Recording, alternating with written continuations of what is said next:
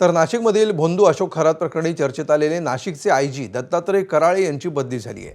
दत्तात्रय कराळे यांची राज्य मानवी हक्क आयोगाच्या विशेष पोलीस महानिरीक्षकपदी बदली करण्यात आली आहे। तर प्रवीण पडवळ नाशिक परिक्षेत्राचे विशेष पोलीस महानिरीक्षक असणार आहेत। खरात प्रकरण आणि इगतपुरी कॉल सेंटरसह 400 कोटींच्या कंटेनर प्रकरणातही दत्तात्रय कराळे चर्चेत आले होते।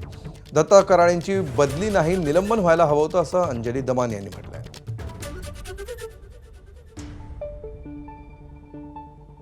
आयजी दत्ता कराळे यांची बदली करण्यात आली आहे हे ऐकून बरं वाटलं। खरं तर हे बदली नाही, निलंबन व्हायला हवं होतं।